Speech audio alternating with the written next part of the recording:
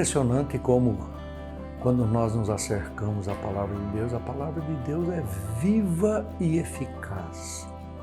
A palavra de Deus nos traz coisas que a gente não precisaria e nem tem por que inventar qualquer coisa. Ela já deixa muito clara. E nesse caminhar dos nossos estudos da primeira carta de Pedro, nós estamos descobrindo algumas coisas que são reveladas a nós, que não foram reveladas nem aos profetas e nem aos anjos. Uma dessas revelações está na primeira carta de Pedro, capítulo 1, versículo 19, que diz assim: mas com o precioso sangue de Cristo, como de um cordeiro sem defeito e sem mancha.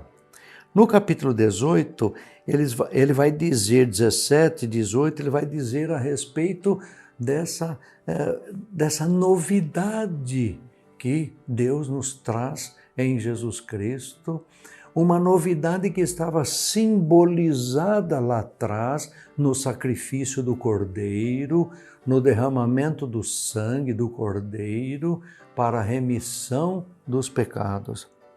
O povo de Deus foi redimido pelo sangue precioso de Cristo. É isso que esse texto está dizendo. Como de cordeiro sem defeitos e sem mácula. A ideia principal é a seguinte: preste bem atenção, Deus não aceita qualquer coisa de qualquer jeito. Deus só aceita o melhor, por isso Ele ofereceu para nós o melhor dele, que é o seu Filho, o seu próprio Filho, para se entregar por nós. Ao chamar Cristo de Cordeiro, Pedro estava lembrando aos seus leitores aquilo que estava no Antigo Testamento. O Cordeiro que era oferecido, o Cordeiro que era imolado e derramava o seu sangue para a remissão dos pecados.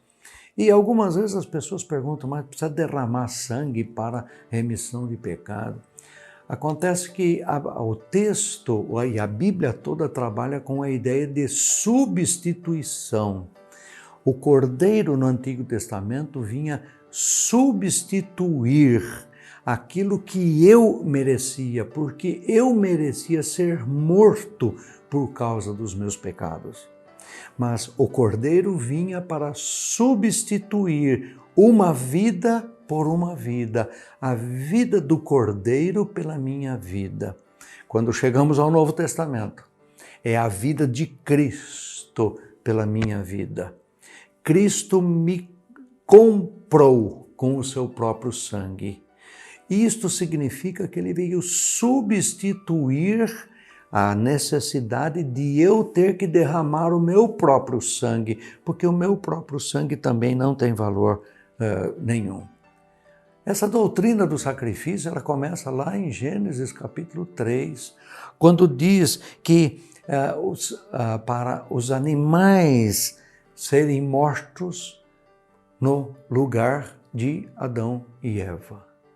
Isto de o animal ser morto aparece com bastante ênfase em Isaac, aparece com grande ênfase em todo o rito judaico. O Messias foi apresentado como um cordeiro sem mácula, sem mancha, um cordeiro perfeito para poder substituir-me, imperfeito, pecador, merecedor da morte. E não é só morte de ser enterrado, é a morte eterna, é a morte que separa definitivamente da presença de Deus. Por isso é que o texto de João capítulo 1, versículo 29, João Batista diz assim: eis o Cordeiro de Deus que tira o pecado do mundo.